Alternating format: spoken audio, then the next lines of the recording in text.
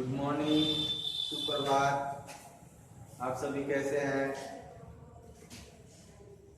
आज हम पार्ट 2 20 के दाग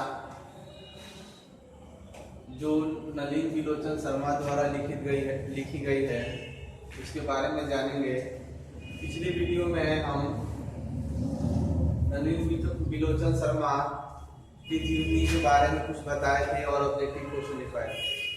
आज हम इस पार्ट में जानेंगे कि आखिर है क्या। ये कहानी है और कहानी में मुख्य पात्र कौन कौन लोग हैं। तो एक सेन साहब है जिनकी फैक्ट्री है और उनकी पत्नी है और उनकी लड़की है और उनका लड़का है जिसका नाम कासू है, जिसको खोखल भी कहते हैं लोग, और एक ड्राइवर है। और इन्हीं के फैक्ट्री में एक गिरधर लाल है जो काम करते हैं, उनके लड़के मदन है और आदि लोग हैं, ठीक है, और सभी लोग हैं। तो इस पाठ में समाज में उच्च नीच भेदभाव और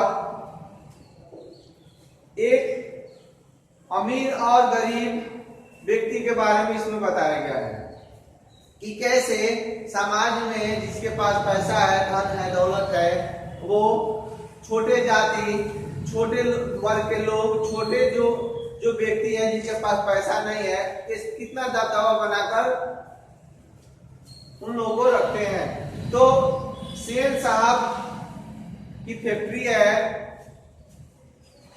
सेन साहब के पास काफी धन दौलत, गाड़ी बंगला सब कुछ है।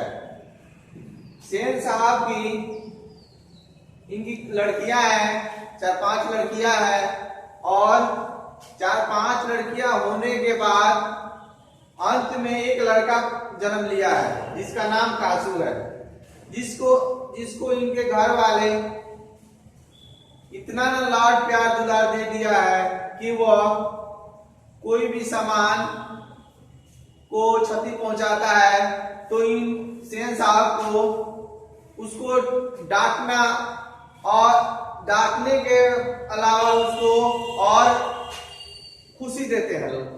तो बात यह है कि सेन साहब की अपने लड़के जो कासू है उसको इंजीनियर बनाना चाहते हैं, एक अच्छा इंसान बनाना चाहते हैं। तो बात यह है कि एक दिन की बात है कि सेन साहब के ड्राइवर जो सेन साहब की ड्राइवर जो मदन है उनके गाड़ी के पास चला जाता है सेन साहब के, और गाड़ी में धक्का लग जाता है जिसके कारण उनके ड्राइवर मदन को बहुत जोर से धक्का दे देते हैं और उनके शरीर से ब्लड निकलने लगता है मदन के। और उस दिन तो बात थोड़ी आगे नहीं बढ़ी और सलट गया, खत्म हो गया। बात यह है कि एक दिन मदन कुछ लड़कों के साथ लट्टू खेल रहा था, नचा रहा था।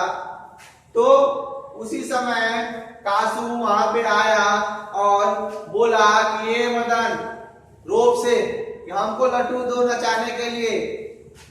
मदन लट्टू को ना देता है और कहता है कि तू जा अपने गाड़ी के पास, तुम तो बड़े घर की लड़का है, तुम्हारे पास ये लट्टू क्यों नचाएगा।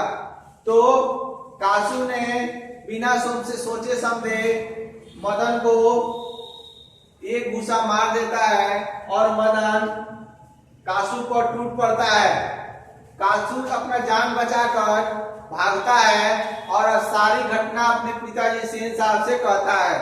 सेन साहब को अंदर ये बात सुनकर बहुत दुख होता है और सेन साहब के फैक्ट्री में गिरधर लाल काम करते हैं और गिरधर लाल को अपने फैक्ट्री से निकाल देता है।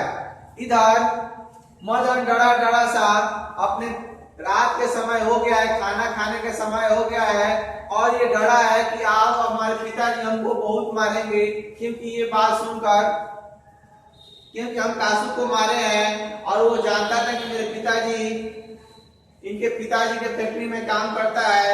तो होता ये है कि मदन और जब जाता है अपने पिताजी के पास तो पीटने के बजाय उसके पिता उसको प्यार करते हैं, दुलार करते हैं और खुशी खुशी से उसके पिता सेन साहब के फैक्ट्री से हट जाते हैं और कहानी का अंत हो जाता है। तो इस पार्ट में हमने बहुत संक्षिप्त रूप में हमने जाना कि ये कहानी समाज के उन लोगों के, उन वर्गों के जो अपने थोड़ी सी खुशी के लिए थोड़े से बहुत से दुख दूसरे को दे देते हैं, गरीब को, और उसका वो गरीब बहुत सा ऐसा जीना उसको पड़ जाता है ताकि उसको लगता है कि इस दुनिया में हम ऐसे गरीब हो गए और वो अमीर है। तो ये पाठ जो नलिनी निलोचन शर्मा द्वारा लिखित गई है, आप इस पाठ को अपने घर पे अच्छा से पढ़ेंगे और इसको आज संक्षिप्त में जाना, आगे हम प्रश्न उत्तर कराएंगे। और आप सभी से फिर से एक बार विनती है कि आप सभी किताब को खरीद ले, नहीं मिलता है तो आपके पास एक PDF भेजे हुए हैं, उससे अध्ययन करें, और जो नहीं आता है आप कमेंट करें और उसका हम उत्तर देने का प्रयास करेंगे। चलिए आज के लिए बस इतना ही, और इसको पढ़िए और पढ़ने के बाद आप इससे एक नोट्स तैयार कीजिए और उसको भी पढ़िए, और हम यहाँ से आपको प्रश्न उत्तर जो भी कुछ होगा हम लिखवाएंगे। आज के लिए बस इतना ही, धन्यवाद, थैंक यू।